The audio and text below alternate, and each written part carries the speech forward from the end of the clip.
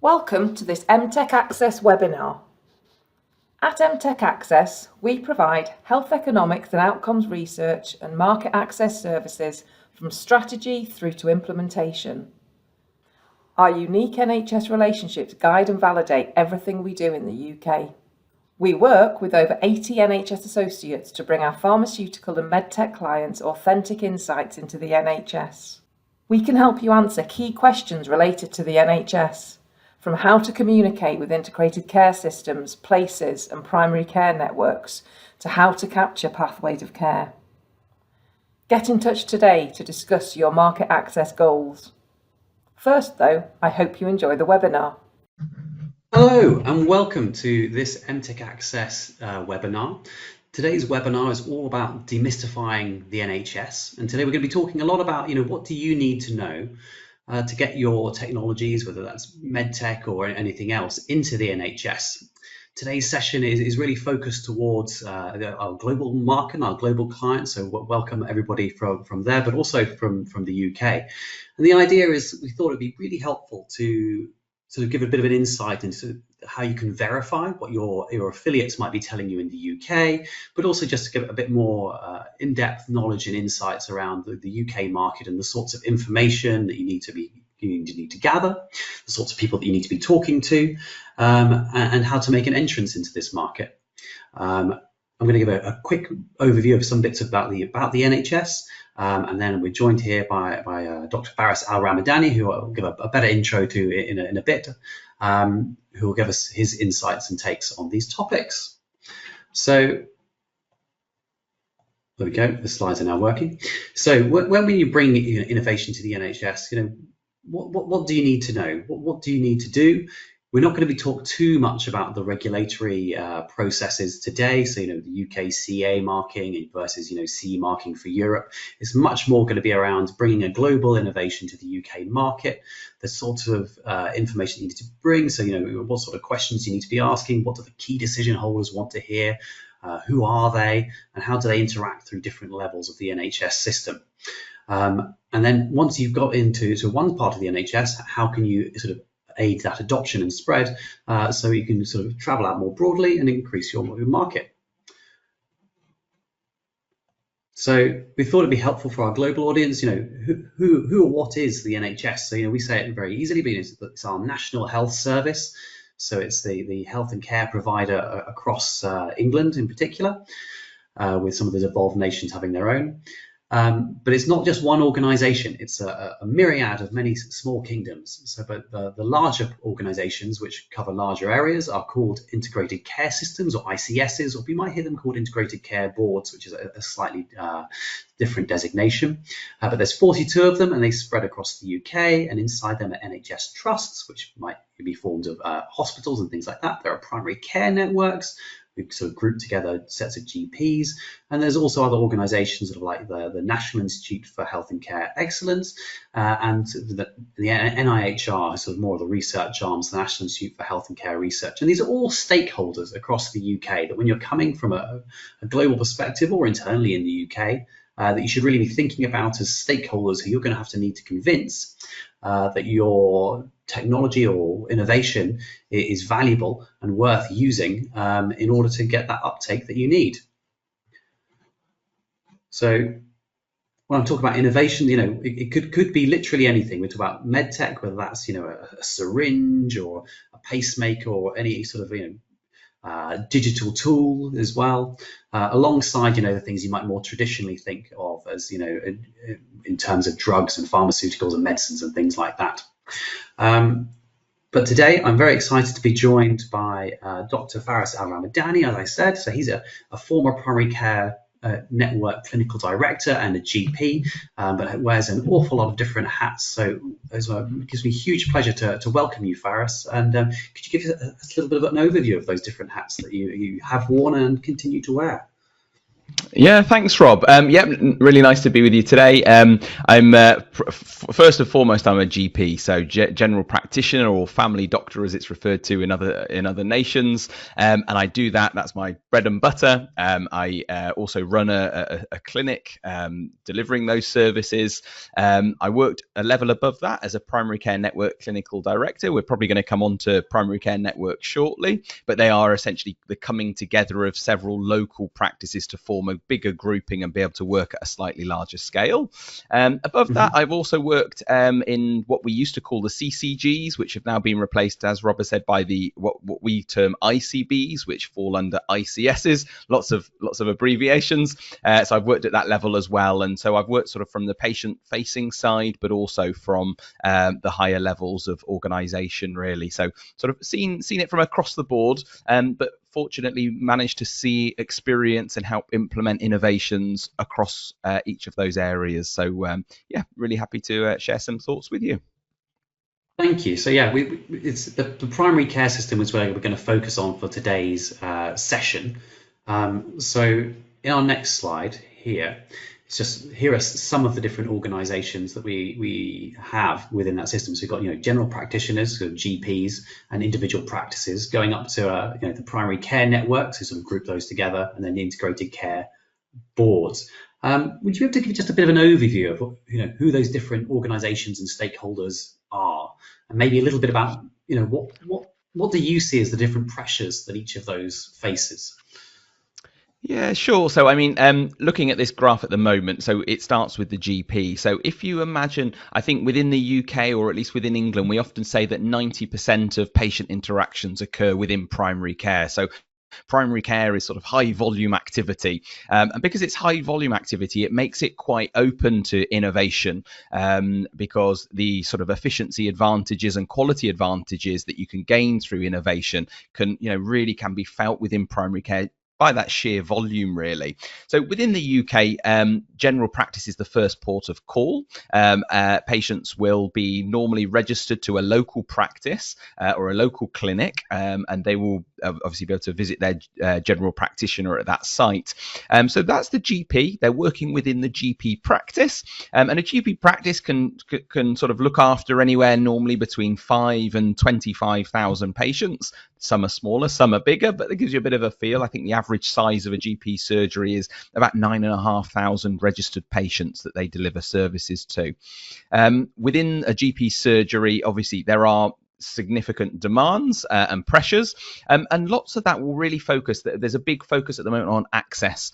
There is a real push at the moment to increase the access for patients into primary care services, so really to try and drive down the waiting times of patients into seeing their GP. Waiting times can be up to two plus weeks, so it's really important to do something there. So that's a real pressure. There are financial pressures often within primary care and within GP surgeries felt as well, and there's always that need, because of those financial pressures, to maintain efficiency. So really always open to anything like improved electronic patient records, automation, and other things like that. Practices can then come together and form a bigger block called a primary care network. This was mandated by NHS England, and a primary care network will often work at a bigger footprint of somewhere between 30 and 50,000 patients, and has the benefit of bringing practices together under a new NHS contract, but allows those practices to work together at a larger scale.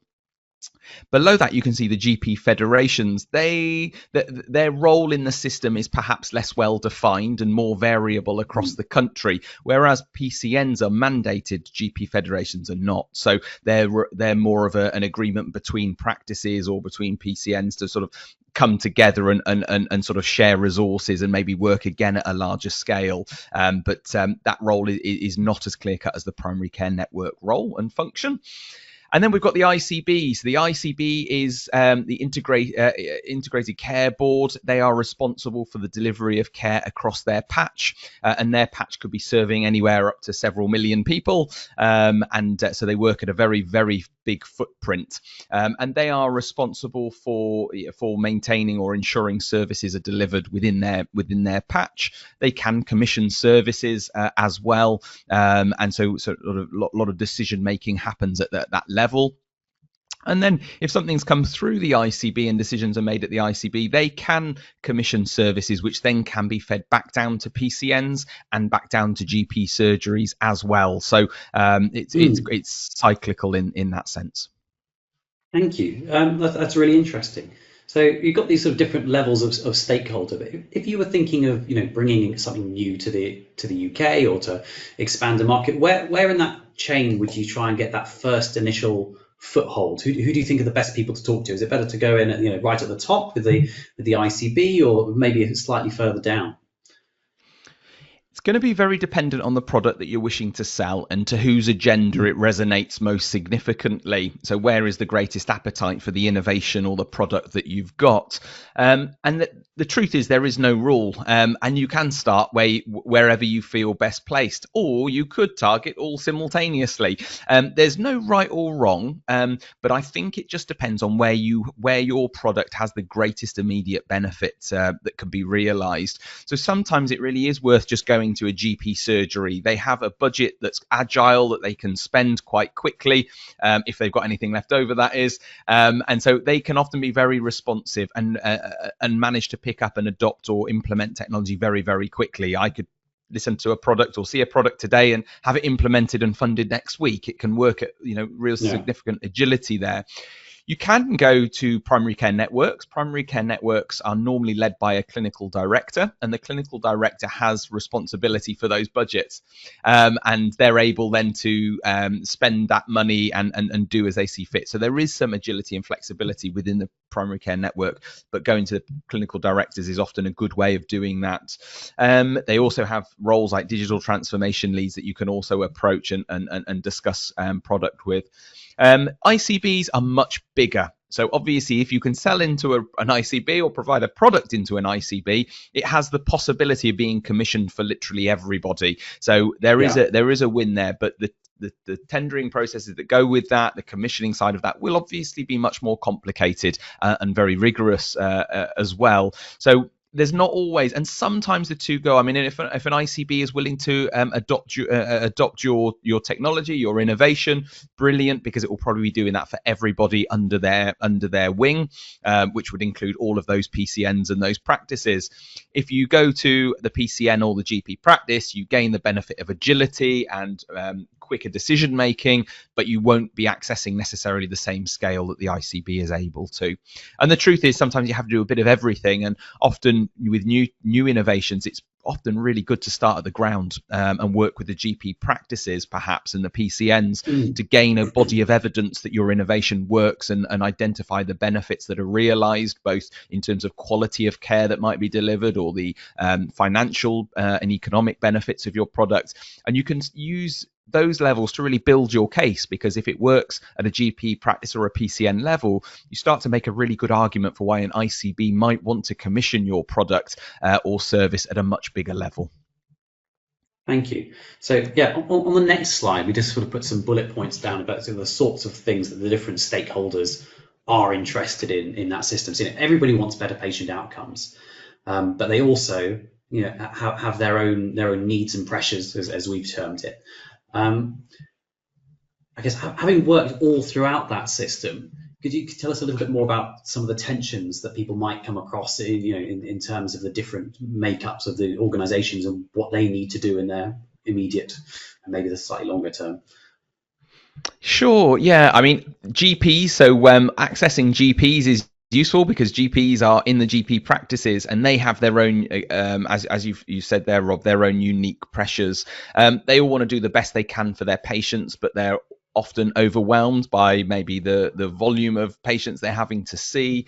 They may be their work might become under greater pressure through the administrative functions that they have to serve. Lots of our work is not automated, and there are sort of inefficiencies with the way that we communicate between organizations. And so GPs come under the pressure of volume, lack of time, and lack of I'd say automation or administrative functions. So those are the real burdens on a GP's time. The GP practice, again, it's looking out, like we said there, for for better patient outcomes. It wants to deliver better care, as good care as it can, but its pressures are often financial and limited resource that they have available to spend. They may have inefficiencies which are impacting on their service. They may have processes that are long-winded and convoluted. There may be issues around recruitment of staff that might be an issue for them. But really, the GP practices would want to hear from people that were able to improve the efficiency of a practice it's running, the service it's delivering to patients. Because actually, if we can gain some efficiency, that then improves the financial outlook of those GP practices, but also resonates with this ongoing need to improve patient access to GP services. So if we create efficiency and we reduce waste, we may create more capacity to see more patients, which then delivers the needs and aspirations of the system and the patient and the practice and the GP. Primary care networks are mandated to deliver the primary care network. We call it DES, Direct Enhanced Service. It's a contract with NHS England, which stipulates the requirements of the service that they need to deliver. So if we're going to sell into or provide product into a PCN, we need to understand that. We need to understand what it is primary care networks are seeking to achieve, what are their goals, their objectives, and really new innovations can definitely help with a lot of that. Primary care networks are looking at delivering new and innovative services at a higher scale. And if those services work well, then there is the chance that that will then reduce pressure on GP services inside their practices. So you can actually benefit the system. So I think primary care networks will always be open to that. And anything that benefits a GP practice will probably benefit a primary care network because they're able to then disseminate those benefits back down to practices. And ICBs want to see a good level and quality of care delivered throughout their catchment. There are the financial pressures which you've written there, and that is huge, really. The financial pressures on ICBs are very, very significant. So again, if we're approaching a system that is under pressure, the benefits might be realized in improved quality, but improved efficiency. Efficiency gains can definitely deliver benefits, which an ICB may feel resonates with their needs and their demands as well. And ICBs have a mandate and have a agenda which is often set by NHS England, but it does play into patients being able to access services easily, freely, of good quality, and also other activities such as addressing inequalities within communities and populations under their umbrella, with the aim then, of course, of improving outcomes and wider population level outcomes. Thank you. Yeah, I think you covered that a little bit in the next slide as well. So I think on the health inequalities side, we use the core 20+5 is one of the catch-all phrase, not catch-all. It's called 5 or 6 areas depending how you count them of areas that the government or the previous government, but I believe this is being continued by Labour, are really interested in hitting. So we've got cardiovascular, maternity, severe mental illness, respiratory. I think smoking is now included in there. Net zero, I think, is very much becoming each year sort of a greater weighting of any procurement exercises. But maybe you could just expand, in terms of local priorities, what should companies be trying to do to demonstrate that their product really works well for a particular demographic? Where should they look to find the information, and what sort of information should they be looking for? What would be valued? Really, really good point, actually, Rob. And there's not always an easy answer to that. And who holds the data is often a big key. So lots of the data on those demographics will be held within the health service that you may or may not have access to. It's always worth remembering that lots of this data is held within the councils as well. So there are councils which operate across the country, and they often aggregate a lot of this data. And there are many many tools that they use, and you may be able to publicly access things like JSNAs, which are joint strategic needs assessments that are produced by councils, which identify population needs and unmet needs within communities. So it is possible, I think, to access some of that data. It will be really hard for someone developing a product to be able to go into the granular detail locally of different areas, but there are certainly some key points that do apply to everyone across the country. And I think if you're looking at needs, I mean, if you looked at health inequalities, which is what the Core 20+5 is tapping into there, actually inequalities are experienced across the country in a myriad of different ways.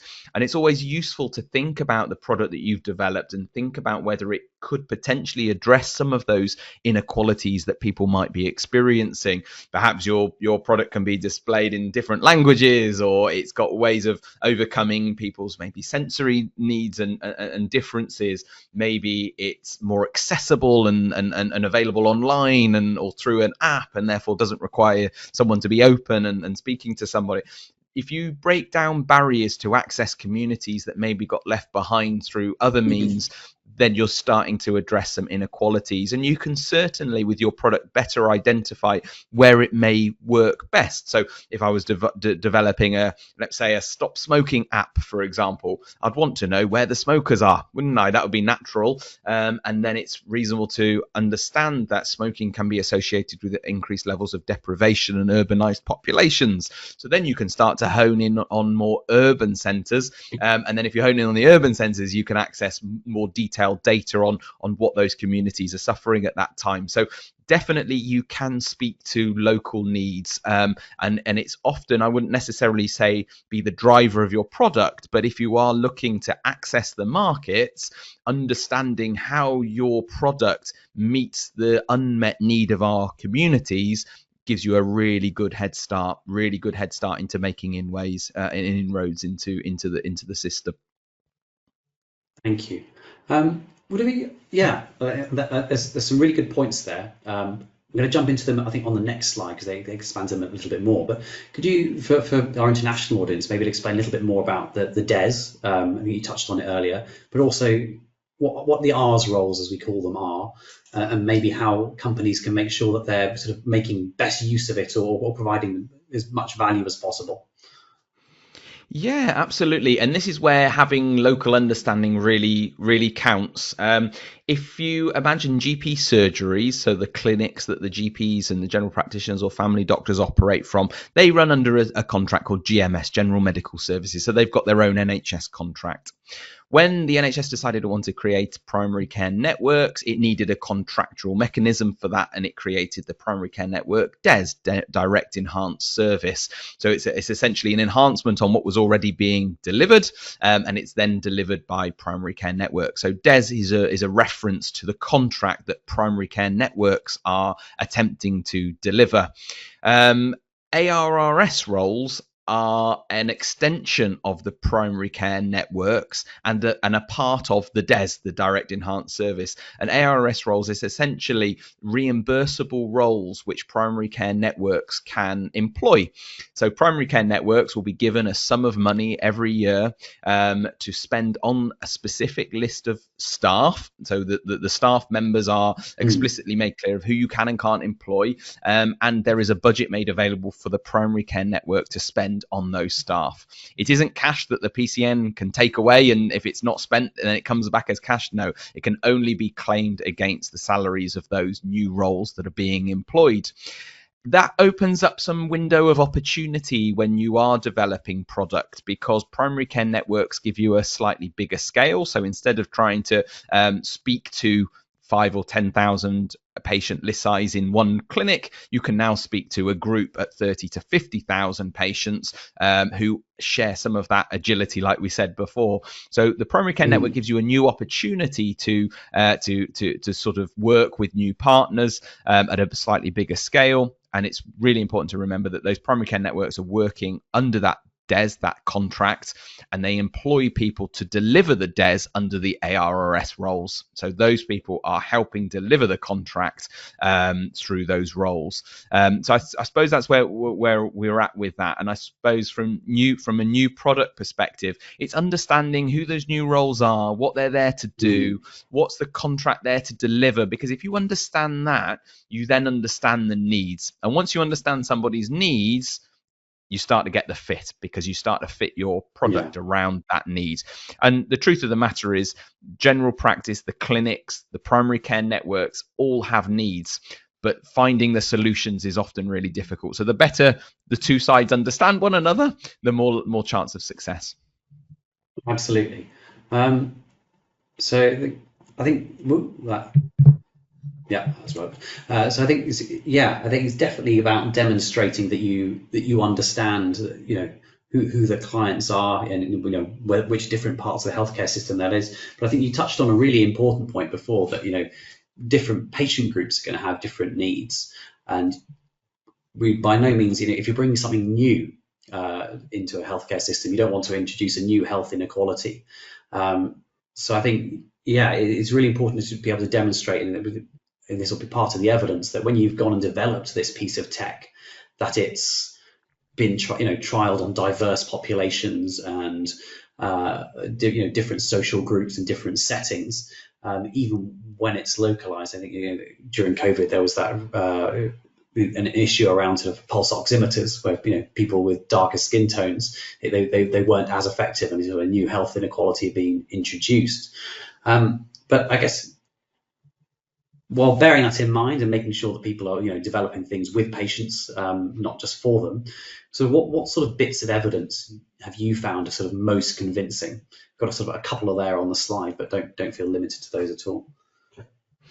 Yeah, and I suppose tapping into that point, Rob, which is a really, really important point about those inequalities, and I sometimes feel like there can be a pessimistic narrative or a optimistic narrative, and sometimes it's useful to say, when you're bringing in innovation, because you will meet resistance, it's often useful to say, we accept that this does not solve everybody's problem, or it doesn't solve every community's problem, but it is a solution for some. So there's never going to be one solution that fits all. And I think for those who are listening, who are developing product and innovations, it's really important to be upfront and honest about that, and get that out early, that this is not a solution that will solve all of your problems, but actually for some groups, this really will solve a problem. And I think in the NHS, one thing that we are learning more about and moving towards is this, or sort of the panacea, if you like, is of personalised care. And essentially what personalised care is saying, that there isn't one size fits all. Not one thing will work for everybody in the community. And the fact that we do have inequalities and we do have differentials in health outcomes speaks to the fact that people are a lot more complicated. There is not one thing that will work for everybody. So I do think as we move to a greater maturity and understanding of this idea of personalized care, meaning that we tailor services and care around an individual rather than try and get the individual to fit into the box that we've created, is a really useful thing, especially around innovation. It's about saying that it's a menu of options. We need more on the menu. The more we got on the menu, the more likely someone's going to pick something out that's going to work for them. So just to get that narrative out there, I think. But in terms of what evidence do I need, I suppose it depends on what level I'm working at. If I'm working at a GP surgery level and the budget is readily accessible, I suppose, and doesn't need to go through the same processes that the ICB needs to, actually maybe the evidence doesn't need to be as strong, and maybe I can take a chance on something that maybe isn't as worked up or thorough. But I'm not sure that's necessarily true either. I think the reality is, what you're dealing with is a health system that is under strain, as every health system is in the world, I'm sure. And so people don't always have the time to spend taking your product and implementing it and working out the nuances around its implementation. How are we going to do it? Who is it going to speak to best of all? There will be some willing to take that chance, but there's not many. So I think if you are going to access this system, you need to have worked with some partners who are in that industry, who have done it, who have helped you implement it, who have worked up the solution with you. So we've said case studies, but I think that probably is right. You want to be hearing from someone that has implemented their solution within maybe a clinic setting, got some data to say how it's performed, identified ways in which it meets my needs and maybe improves my efficiency, give me some value that I can understand. So, for example, a 30% efficiency in new patient registrations means I can work out how much money that's going to save my practice. And if you can work it out for me, then even better. So you need to have some of that work already done. And I think that's the thing that I'm seeing at the moment that isn't there. People are trying to get in. They want free pilots of their products, and the work hasn't been done around how do we implement this product? What work have we done to identify if it actually works? What work have we done to identify which populations and which communities will benefit most from that? And what work have we done to understand where else in the system this change has benefited? And I think that's the other thing to bear in mind. We work in a system. So whatever we implement in one place will likely have impact somewhere else. And actually, if you're developing an innovation, that's really good to know, because you can say that I've improved the efficiency within a GP surgery, which has then created 25% more capacity for appointments in that GP surgery, which means there's fewer patients having to revert to going to A&E or emergency departments, which is then putting budgetary pressures and clinical safety risks within a hospital environment. So it really is important that you are thinking about the wider system benefits of your product, which I suppose goes to the middle item there in terms of localized pressure there. And then obviously health economics comes along with that too. So what's perfect if you want to sell to an ICB or actually to anybody and you want your product to really gain traction? How does it help the patient? How does it improve the quality of the service that the patient is experiencing? How does it allow us to deliver that service in a more efficient way, which then has some financial benefit in terms of service delivery so that we can spend our finite resources on helping more people?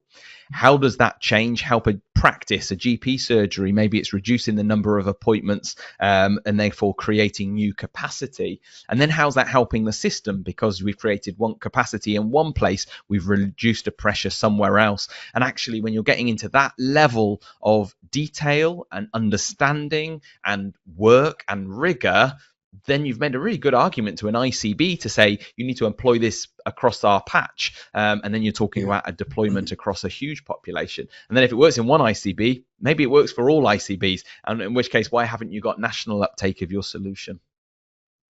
Yeah, that's really good. I guess in terms of budget impact and sort of health economics, I think we've heard from some ICBs that they're looking for a return on investment within a year.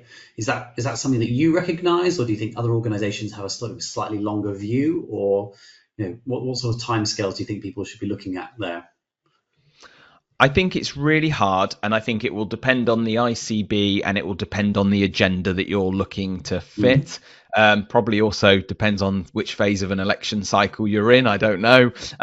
So that's really, really variable. And I suppose it's very, very dependent on all of those factors. And it depends on what you're seeking to achieve. I mean, the reality is if you're seeking to achieve true system transformation, it isn't going to happen in 12 months. It's going to take a lot longer than that. And I suppose then, you're making that argument as to, what is the perceived benefit here? How significant a benefit could be reaped by this intervention? If it's very significant, then time may be more flexible for you. So I think it just depends. And actually, if you're going to ICB, sometimes they'll have a tendering process. They're looking for a product with immediate implementation. And sometimes they're looking at sort of larger scale pilots, in which case the time will be defined. But yeah, I think it's really hard to define that. It's very dependent on the project, the product, the aims, the aspirations. So yeah, a few caveats.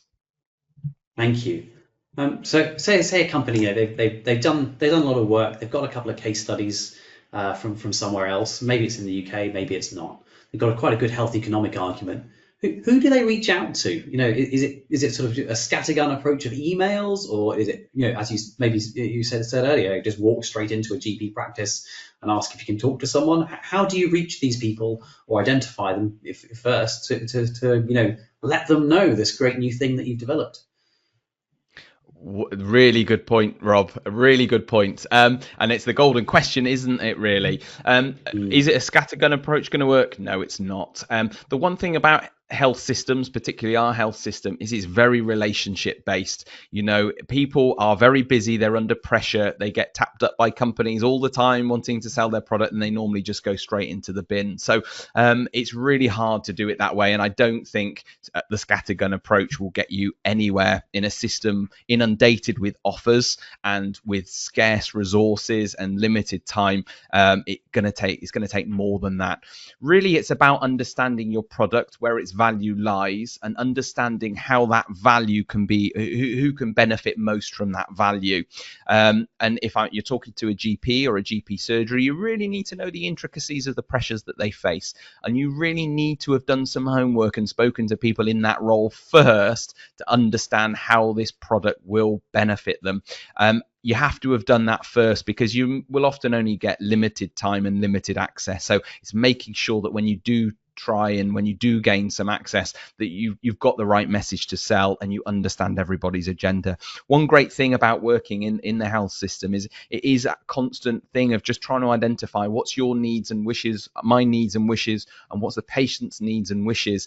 And you know, I'm thinking of a Venn diagram. And really, you're just trying to find really that middle point where everybody's aspirations can be achieved, and you can find it. It's really easy to find, to be honest. It's not as hard as people would think, but it just takes some creativity, some thought, some research. And if you're looking to go out, I would probably say you need to try and identify mechanisms of doing that. So there will be people who work within healthcare who are innovators, who are interested, who are willing to work with you to try and do that. And maybe you need to engage a third party to have those conversations, but it is really hard to get your foot in the door. But you probably need to be looking at getting pilots underway to identify those benefits so that you can then start to roll this product out. But I think it's very hard to do anything unless you've really got some meat on the bone, some real world experiences. So I think it's trying to find out who those innovators are, who are those people who are willing and willing to listen, and you'll find those through people who are in this industry. LinkedIn, we always talk about LinkedIn, don't we? But you'll often find people who are innovating, who put themselves out there in that space and trying to form those connections and relationships. Thank you. I think that's really helpful. I think it's a very important message to, don't guess as to the questions that you need to answer with your health economics, your case studies. Go and ask the people. That's one of the strengths of MTech Access, is we've got this large group of NHS associates that we can draw on to ask, if you were implementing X, Y, or Z, whatever it might be, what would you need to see? What sort of questions would you be asking? So you can make sure that the research does the right questions and it is as impactful as possible.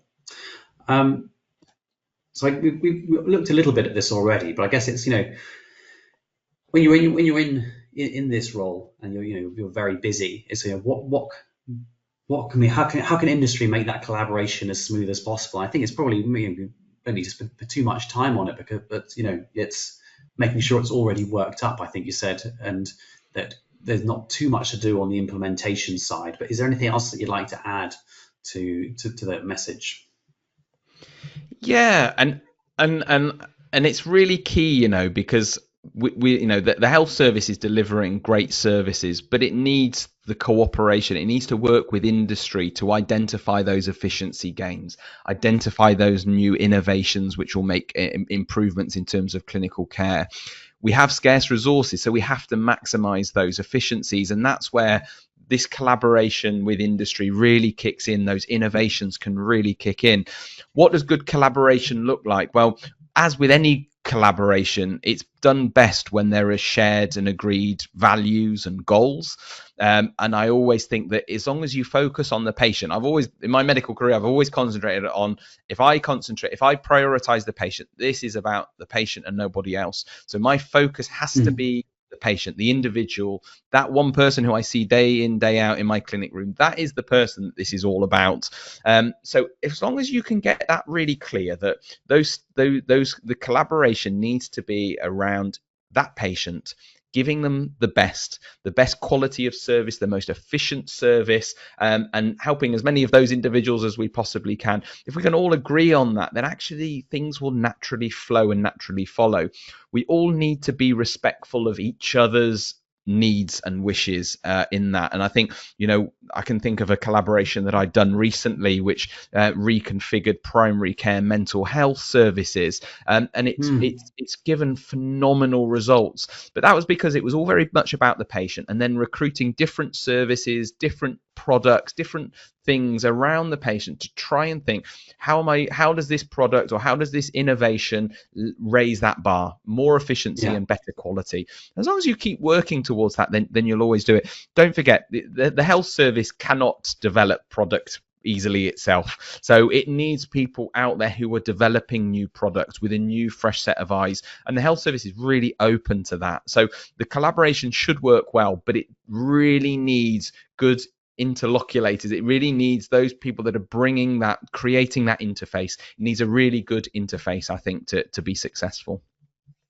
Thank you. Yeah, I think it's just making sure that all those bits fit together, as you say.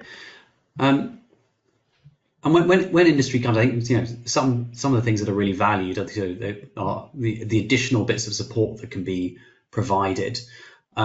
I don't know if in your experience whether you found any of these areas particularly helpful, or do you think it's more customized to a localized area?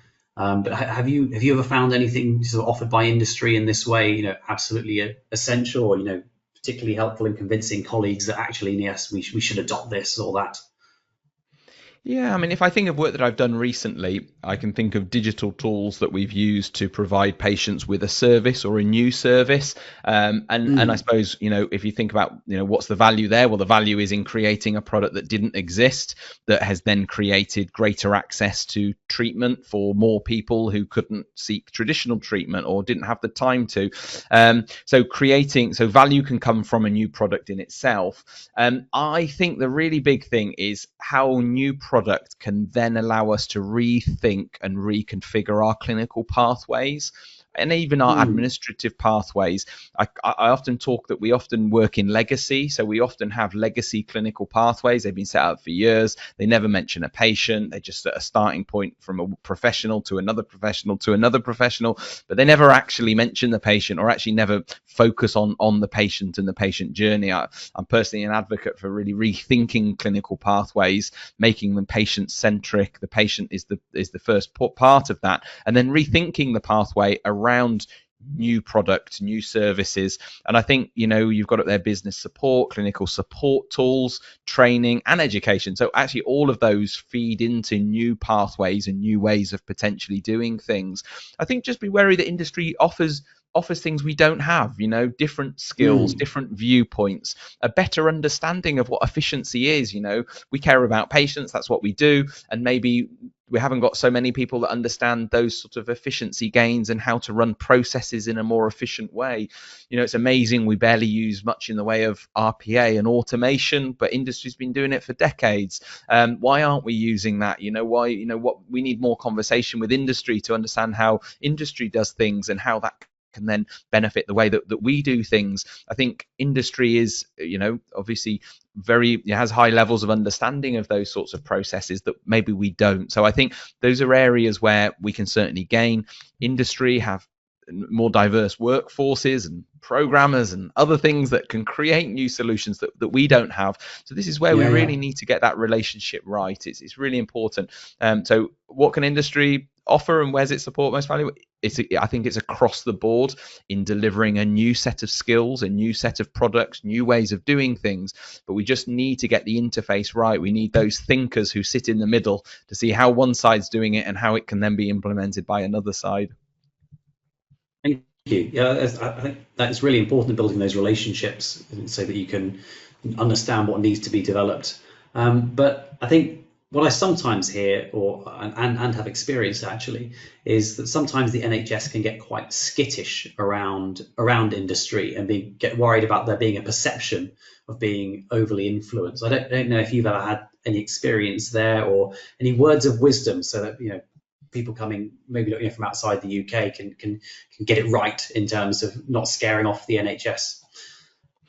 Yeah, and really interesting, and I suppose it comes from the fact that the NHS is a public service. It isn't motivated by profit or income generation. It is about public good and public service, and I suppose that's why it will often perceive maybe industry as being something separate, something different, maybe coming from a different land and a different world somewhere else, because that doesn't apply, so much to industry. They're not necessarily public bodies. So I think maybe sometimes that hesitation maybe comes from that, and then a sort of uncertainty about what you're doing here and why are you here and what are you trying to take away from us, and and that probably is in some way goes to understanding why that happens.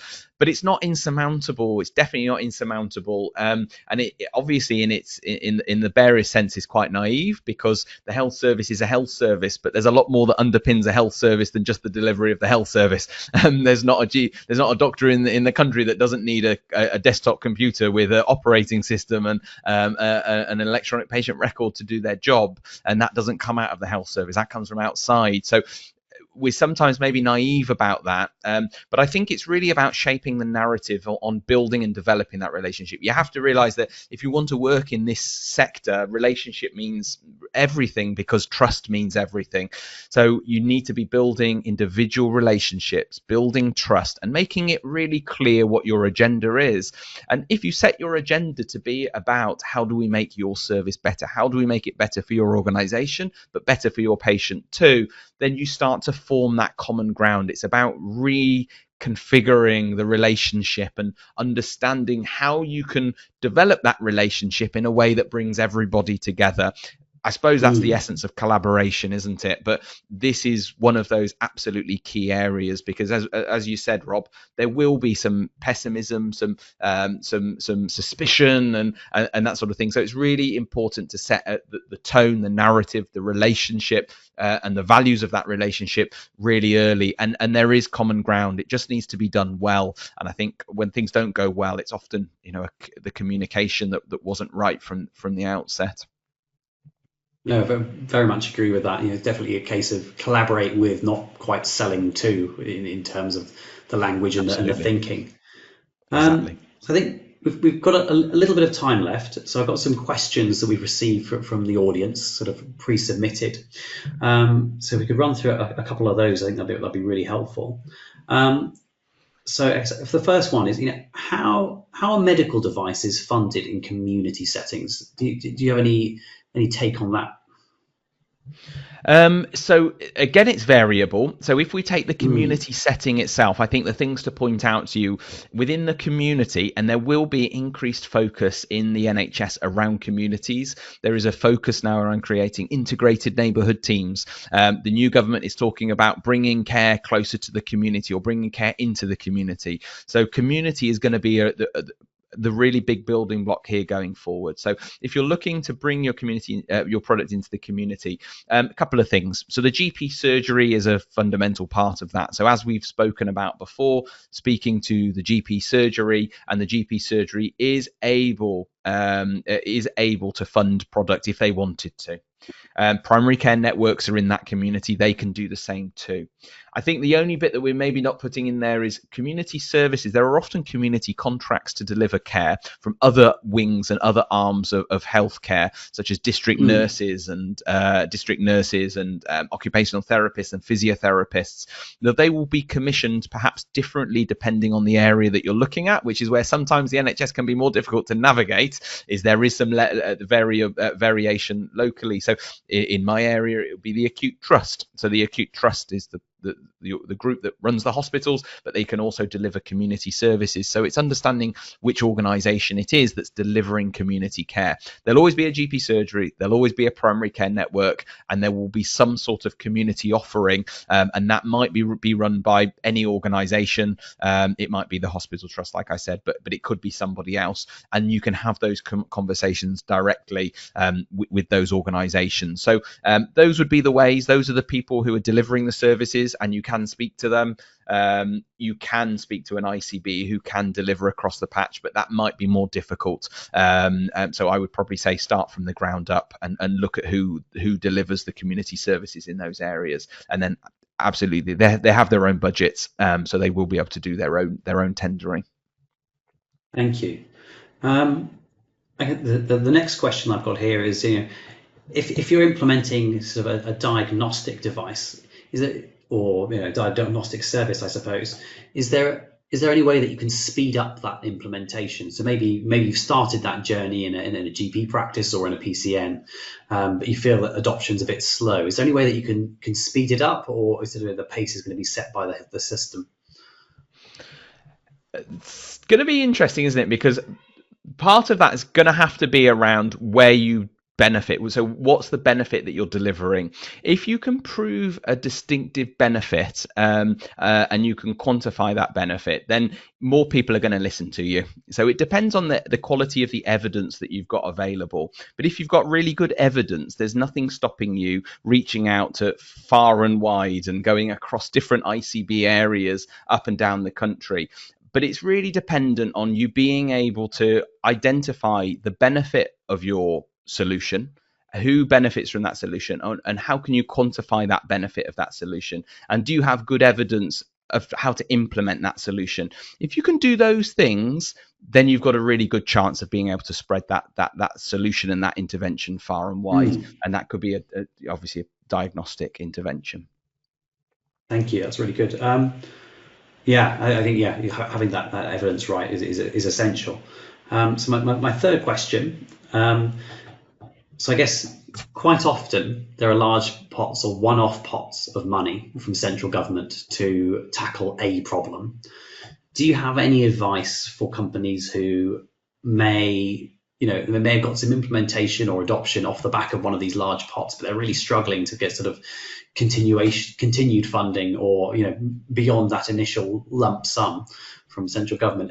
Is there anything they can do to increase their chances, or is it sort of back to the demonstrate that what you've done is valuable? Well, really tricky, isn't it? And you're right, this is something that we come across where there is one-off funding, non-recurring funding for solutions, and the funding stops and then we've got nowhere else to go. It's really difficult. And what's the solution to that? Well, you've got to prove the benefit. You've got to be able to prove that your intervention is making benefit somewhere in the system and creating an efficiency and an improvement in the allocation of the scarce resource that makes it worthwhile.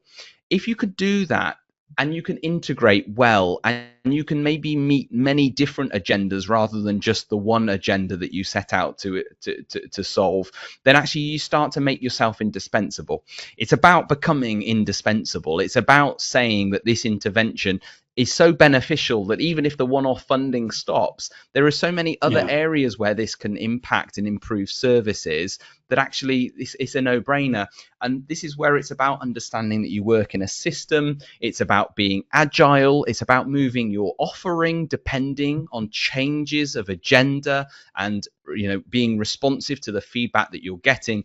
If you can have that agility, that responsiveness, that awareness of the wider system, that understanding of the implications of your intervention throughout the system, you can really build yourself a robust case. And it's about becoming indispensable, as it would be a member of staff that we might be employing.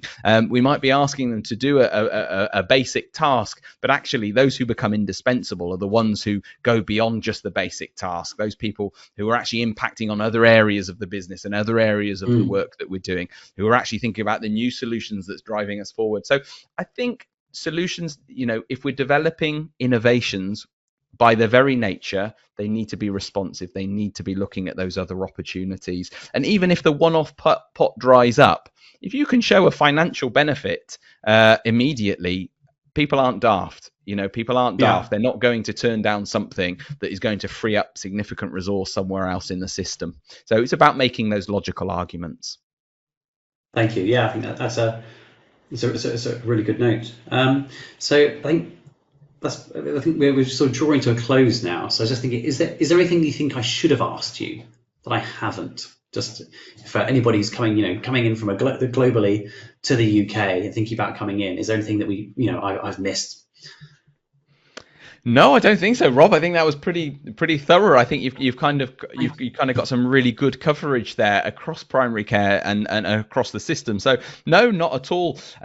I would say, if anything, it's just highlighting that importance of relationships and understanding. It's that next level of collaboration, really, because if you can get that right, there's so much benefit that follows and flows, and that's how we overcome people's pessimism and their inertia, by really understanding each other's needs and wishes. So yeah, relationships forms the core part of that. Thank you. Okay, in which case, sort of drawing to a close, if you've found this useful and you'd like to see the slides, I'm reliably informed that they're in the Documents tab.